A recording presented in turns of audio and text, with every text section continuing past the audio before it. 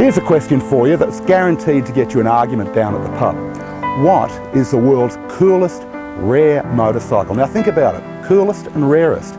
Well, Bike Magazine out of the UK had a look at this way back in December 2006, and they didn't come up with an exotic European as you might think they would.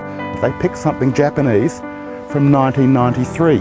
This was Yamaha's tour de force in technology. It was hugely expensive and very few people bought them. But the funny thing is today they're very collectible. This one even more so because it's engine and chassis #1. That's right, the first one ever made. This is Yamaha's GTS1000 and I'm Guy Allen.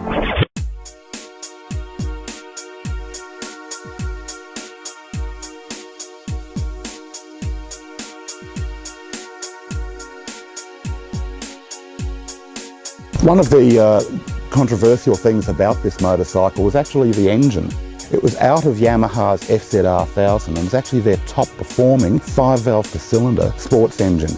In this tune they actually pulled it back to 100 horsepower, which disappointed quite a few people. However, the reality is that out on the open road it's got bags of mid-range torque, and so long as you're not actually thrashing it, it's pretty conservative on fuel too.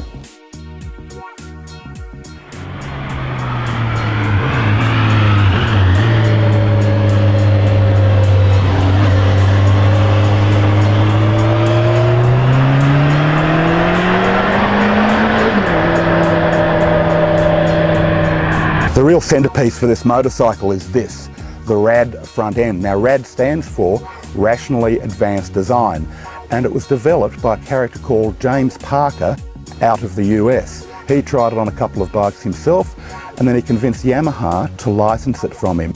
Now Yamaha built this at a time when people were convinced that there must be a better way to suspend the front end of a bike than traditional forks, and the idea behind this is it separates the braking forces from the suspension and the steering. It actually makes quite a lot of sense. So does it work? So much for all the flash in the pan stuff. Well, yes, it does actually.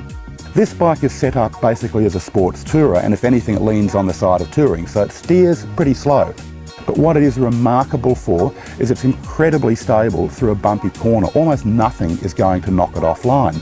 And while it's only got one disc on this front wheel, it's centrally mounted with a 6-piston caliper. And the idea of the central mounting is it keeps all the forces in line with the bike, and it actually seems to work.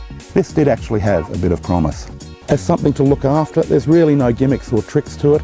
The only thing you need to remember is that with that front end, it's supposed to be checked every 10,000. Now given it's something that's a little bit unusual, I'd be taking that advice pretty seriously. One of the nice things about its design was it was specifically designed for long distances with 2 people on board. You could get an accessory set of luggage, but it was pretty ugly and I'm not sure I'd bother. But it's actually a very comfortable motorcycle to be on. The bodywork's well thought out and surprisingly protective, and because it rides so well, it's a remarkably comfortable touring machine.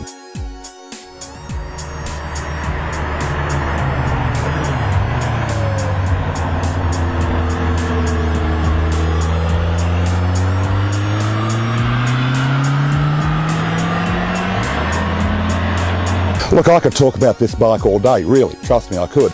But the real proof is actually riding it. This is the ultimate contradiction in terms.